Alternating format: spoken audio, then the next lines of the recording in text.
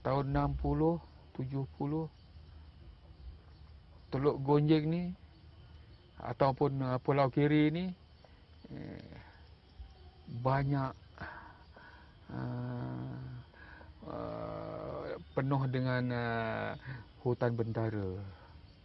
Di situlah orang asli mencari rezeki ataupun sara hidup sekeluarga. Mengambil bahan-bahan hutan. Jadi buat masa sekarang bahan-bahan tu dah tak ada. Maka berbanding dengan sekarang memang jauh bezanya lah. Jadi buat masa sekarang hutan paya bakau pun dah tak ada. Nak cari buluh, nak cari rutan, dah tak ada hutan. Nak makan monyet pun dah tak ada. Nak makan monyet pun dah tak ada. Dulunya Pulau Kiri ataupun Teluk Gonjing ni bukan jadi, memang kawasan rayau orang asli. Kawasan rayau. Yang mana kawasan rayau ni orang asli ni merayau cari benda-benda ni. Dapatkan bahan-bahan ni sama ada cari hasil hutan ataupun cari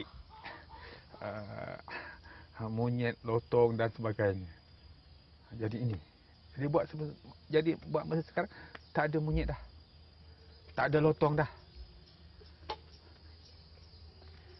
Jadi nak makan apa? 3 years ago, we interviewed Batin Sidin of Kampung Sungai Bunbun in Carey Island. The kampung is one of 4 Mameri kampungs on the island. He had lamented that there are no monkeys left on the island for them to eat, since oil palm had taken over the rubber as the main plantation industry. Now it seems there are also no more nipah palms for them to use as traditional clothing and for crafts and ceremonial decorations. Ada perayaan hari lain tak masyarakat Mameri? Hari lain pada lain. Kalau padi memang ada. Padi musim buah. Durian itu ada dulu, memang ada pokok durian lagi. Hutan rimba besar lagi. Apa kayu kayan tu macam obatan dalam hutan tu memang ada. Sekarang hutan dah tak ada. Semua ubat-ubatan dalam hutan semua tak ada. Bel tak buat lagi. Majlis macam ni aje. Nak tanam padi tak ada kawasan. Dulu tu ada kawasan. Kita buka hutan tu, tebas, kita potong kan. Kita cucuk tanam padi. Bila padi dah hasil banyak, sambut macam ni, buat macam ni.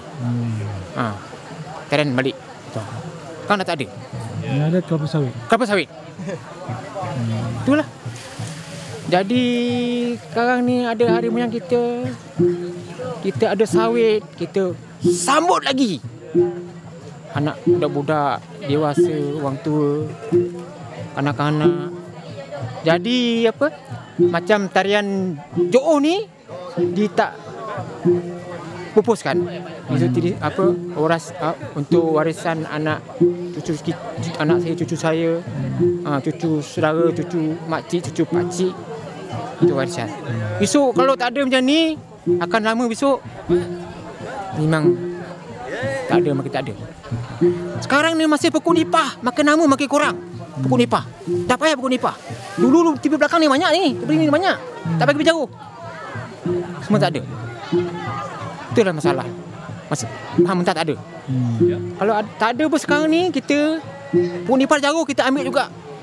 Hari moyang kita anyam juga bahan mentah tu. Kita buat juga. Teruskan. Bila tahun. Kita teruskan.